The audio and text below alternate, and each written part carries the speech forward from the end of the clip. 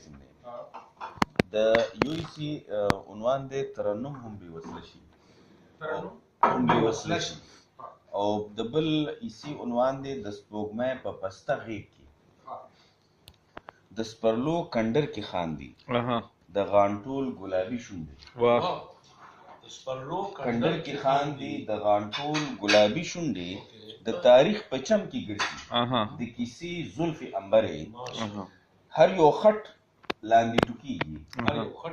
هر یو خټ لاندې ټوکېږي د پیړو ټپې سندرې بایزید د روح سودا کړي بایزید د روح سودا کړي خوشحال خان فلسفې وایي بایزید د روح سودا کړي خوشحال خان فلسفې وایي باچا خان د وخت چپو کې د ارمان کشمالو بوی کړي باچا خان د وخت چپو کې د ارمان کشمالو بوی کړي کلندر د فکر یون کې په بربند چامبیل راخور کړي یو پړونی د وریځو کلندر د فکر یون کې په بربند چامبیل راخور کړي یو پړونی د وریځو غنی خان ششتي کې ګوري د تخلیق د رنگ بسري حمزه چرته په یو کونج کې ترنم د بوډۍ ټال کړي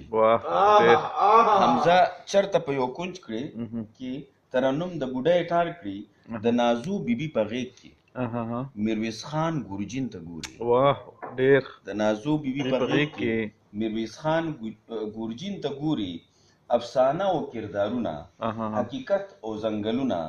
پیښور ګوتم ته وایي د دردونو څو راګونه په شکلاوت کې را برسېره د اشوک د زړه آهونه د سواد د سیند په غاړه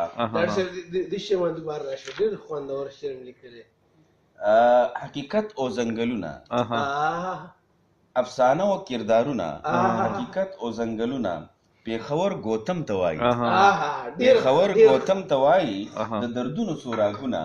په شکلاوت کې را برسېره د اشوک د زړه آهونه او د سواد د سیند په غاړه د پدما وجدان چنار شي د سواد د سیند په غاړه د پدما وجدان چنار شي د علم په څوکو ناست دی د زرګونو کالو راسي چندرجي څنګه موسیږي د علم په څوکو ناست دی د زرګونو کالو راسي چندرجي څنګه موسیږي د ټوچي د سیند چپو کې ملالۍ څنګه لاهو شوې د ټوچي د سیند چپو کې ملالۍ څنګه لاهو شوې کانیګرم نه سرتوره د پیر روخان انګور راوزي لواغر کې دیره کېږي د خوشحال د زړه بسري د چندو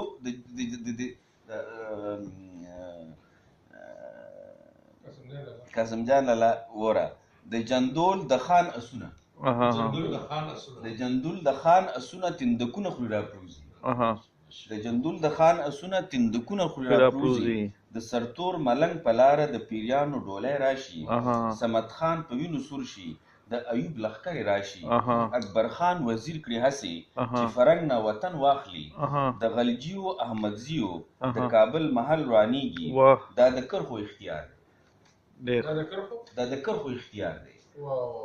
دا د کرخو اختیار دی حقیقت هم افسانه شي د آهونو قافله کې ترنم هم بې وصله شي د سپوږمۍ په پسته غیږ کې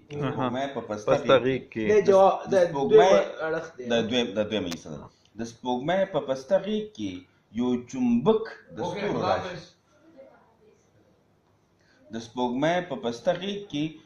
چمبک د ستورو پریوزي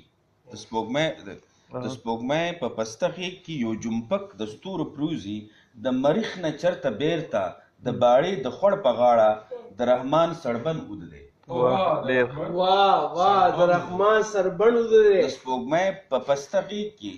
یو جمپک د ستورو پروزي د سپوږمۍ په پسته غیږ کې یو جمپک د ستورو پروزي د مریخ نه چرته بیرته د باړې د خوړ په غاړه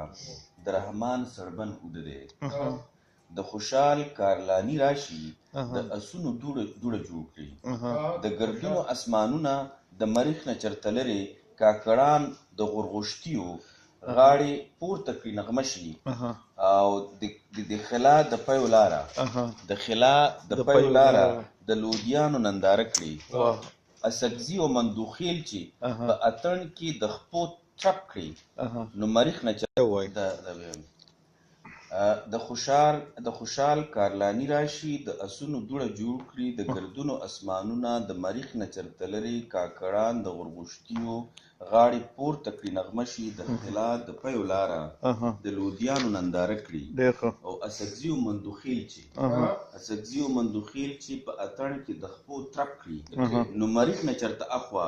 بیټني په خپله غیږ کې د سپوږمۍ سیري راواخلي دا د راګ مستانه روح دی که باغونه د انګور کې د غلجو کډې باریږي د مریخ نه چرته بیرته غرونه ویلی شي بهیږي ځمکه اور واخلي لوګیږي د وختونو پولې توی شي د وختونو پولې توی شي د کابل او ټوچي سیند کې چې هلمند چپې چپې شي کندهار د انار ګل شي د پامیر د سر بادونه د علم سندرې وایي چې د سوات سیند ته رارسي نو مریخ نه چرته لرې د اشوک چاربیتې وایي.